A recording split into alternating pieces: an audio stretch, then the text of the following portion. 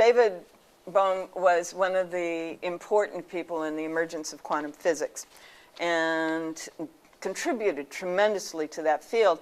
And then he was able to define something that is really a quantum physics version of Platonic idealism, which is to say, what he said was, what we experience here is the explicate order. That's what we're experiencing. And it is not the only place that it exists, and it isn't fully, exactly, completely what it is that is supposed to be showing up. That's in the implicate order.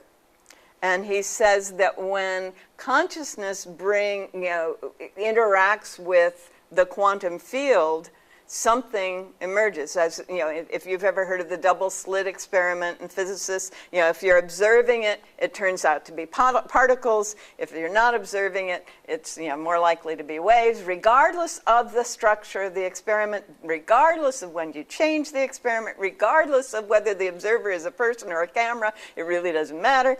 And so consciousness interacting with the quantum field is what turns the implicate, the possible, into the explicate, the experienced. Okay, so those are two of his very important contributions.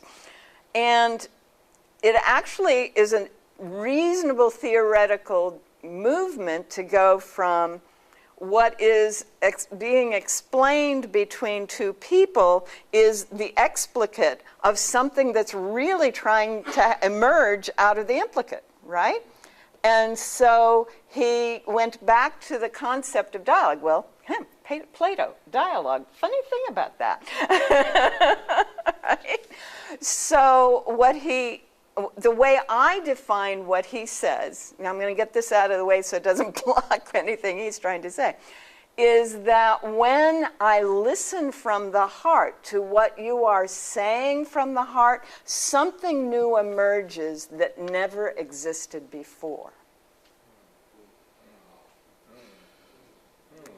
Now that's what I call dialogue. That's my take on what David has to say. Now he's standing here and he's going, all right, are you done?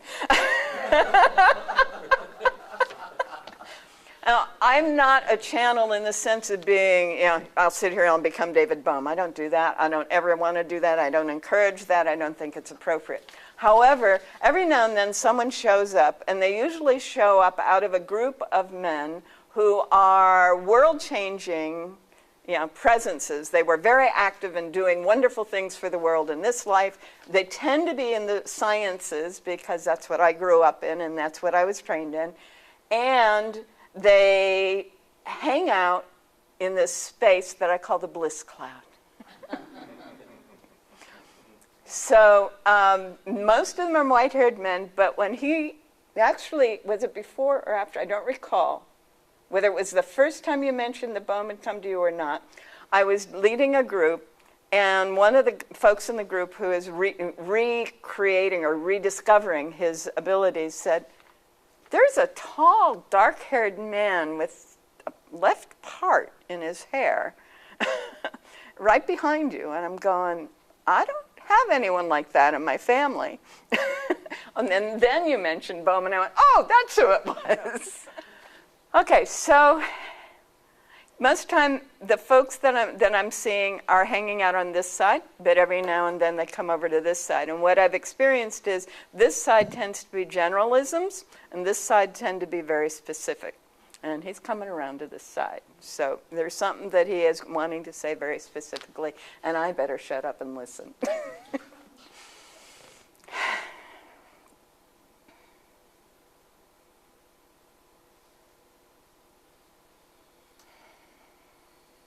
Okay. So the issue here is not whether you can hear what someone else says or whether you can convince them of what it is you're trying to convince them of. The issue, he says, is whether you can be open to what is trying to be said through the 2 or 4 or 8 or however many people are present. Whether you can listen and be open to something that you weren't expecting, maybe, or that was is out of your normal range of experience. He says, as we're able to do that, then humanity can become who humanity is designed to be, instead of who we've been trained to be, which is so much more limited than who we really are. He says, when we begin to do that, we actually start seeing the other people as more whole, more complete, more fully their God self, their Christ self. We see that living energy and life and love that they really are, instead of the body, the history, the prejudices, the judgments, the evaluations that we have brought to the table. He'd like us to consider the possibility of doing this with people we don't really know at first, and easing in to doing it with the people that are close to us, because it's harder to do it with the people we have history with, because the history gets in the way. So this is an ideal environment.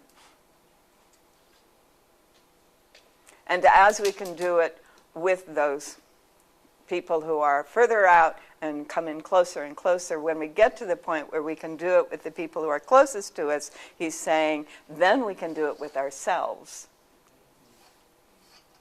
And when we can have true dialogue with ourselves, then those parts of ourselves that have been left out, if you will, can be reintegrated. And I'm adding in Roberto Assagioli's psychosynthesis as opposed to Freud's psychoanalysis. Yeah? He says it doesn't matter what the subject is, because wherever you start, as you open the heart, the true communication takes place. So it can be about the weather, it can be about, so-and-so's whatever. He says, however, okay, I got to insert here, Ain't It Awful is a game we like to play, okay? And he's saying, if you start talking about everything that is wrong, then you start down spiraling away from the heart into all that is wrong. Okay, so he's going to let me talk about Games People Play by Eric Berne, came out in the 70s. And he said one of the most common games we play is called Ain't It Awful? Oh, it was such an awful day today. Oh, but mine was more awful than your day, right? Right? Oh, I'm on 5 medications. Well, I'm on 6, that kind of thing. And no Unity minister has ever felt the experience of walking out to the fellowship hall after this fabulous service and listening to these Ain't It Awful conversations, right? All right, so, and it doesn't really matter where you start if you're listening from the heart and speaking from the heart. And that this is in part of what empathy is about. Right? If I'm bringing my heart to the situation, then the sympathy, empathy process can begin. And if after I've listened from the heart, I truly allow the heart to be what I'm speaking from, not the training, not the culture. This is Ruth again. None of that stuff, but from the heart, then what happens can be healing. What you say may not be anything anyone ever taught you to say, or anything you would ever expect to say. In fact, you may have words that you never thought you would ever say, but they can be the words that are most healing. He says, let the games begin. Okay. He would love to talk more. Any questions of David Bohm? How do you know when you're speaking from the heart, or how do you teach people how to do that? Okay, he says I get this one.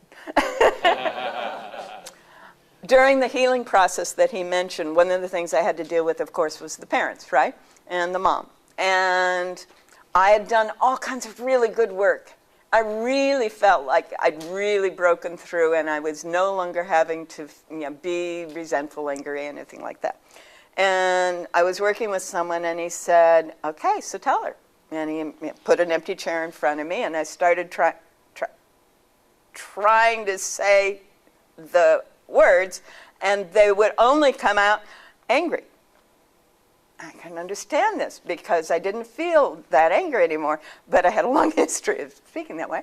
And so he watched me try several times, and finally he took my hand and he said, "You're speaking from here, your solar plexus.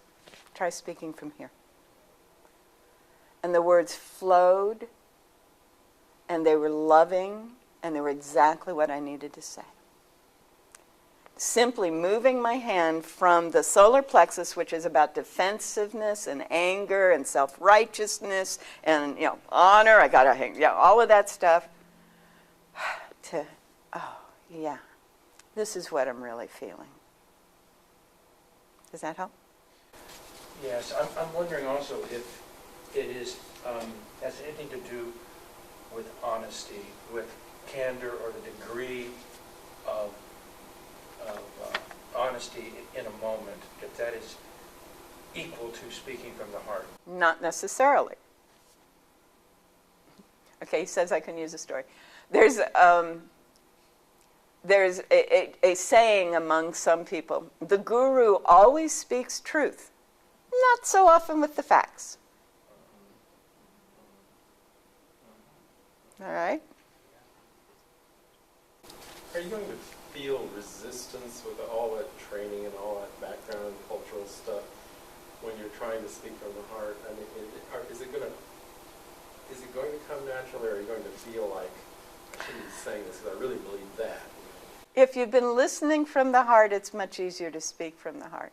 But if you're having all these other voices, come in and say, "Oh, that's not okay," or "Ooh, that scares me," or "Oh, I wonder if that," all those voices become where you are listening from, then you've got a harder time speaking from that place. But if you are literally saying, "I'm here, I'm loving you, I know you're loving me, what is it that's trying to be said here?" And you got no agendas, no propositions, no attempts to persuade anyone, anything, no positions. It's much easier. And it does take some practice, yeah. Okay, so what does David have to say about that? He says, the hardest thing, he said, I said it last night, the hardest thing is to get the left brain out of the way. Because it's so trained to analyze. He says, once you have begun to learn to get that analytical, linear, process out of the way, it's much easier to allow the heart speaking to happen.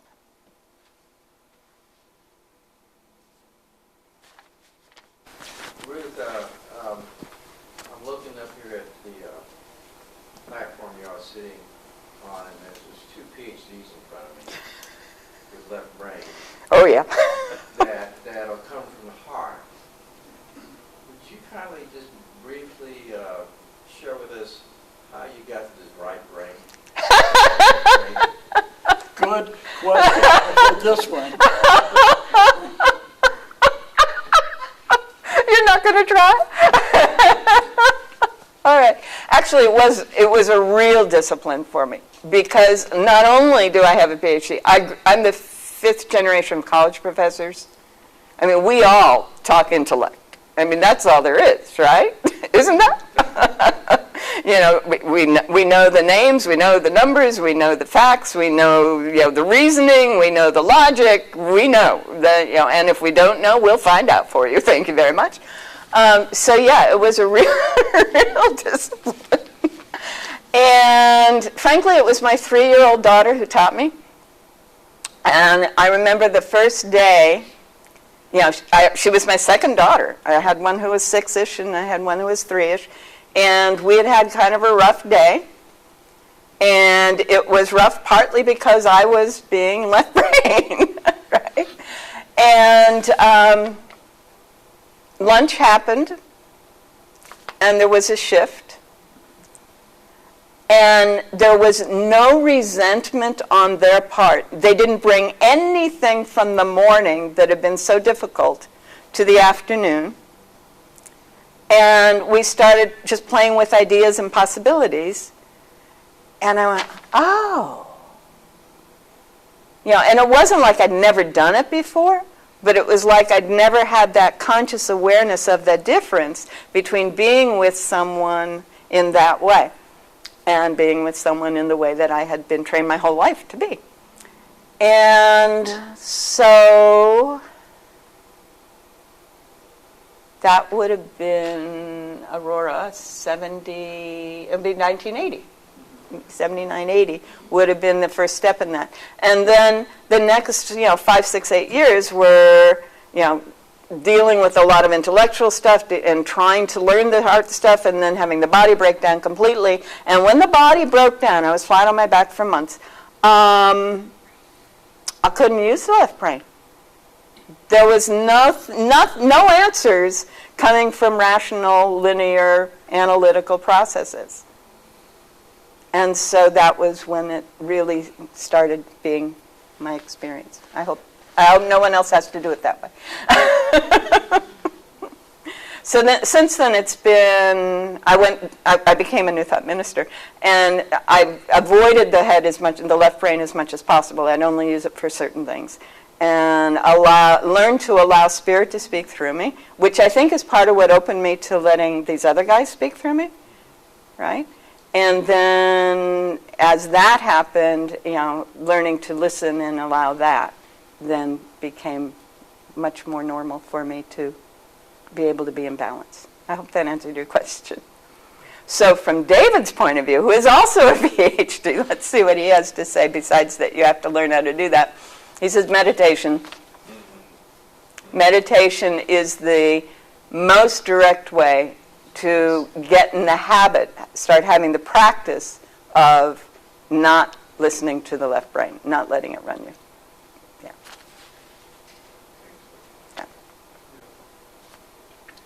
Okay, so I have a question for him before we break into groups. I had thought of this as a pilot test. We'd have like 3 groups of 4 would work out for half an hour, and then the whole group, and see how, so everybody would have a chance to talk, because sometimes some people dominate and some people don't get a chance to talk. And what, does he have a comment about that? Groups of 4 would be good. When you get this big, it would take all day. Because the goal is to make sure everyone speaks whatever it is they need to say fully and completely, and everyone else is listening. And then the next one, and then the next one. Yeah. And then to be able to sit back and realize what is now compared to what was before, because you have something new and different at that point. Well, thank you. And I would really like to thank David. Thank you for your life of heroism. Yeah, he was daring amazing. To go beyond the physics, and daring to do the Copenhagen interpretation that everybody was like this about, and the dialogue. Just well done. He's bowing. Yeah. Okay, let's 3 groups of 4, preferably with somebody you do not know. And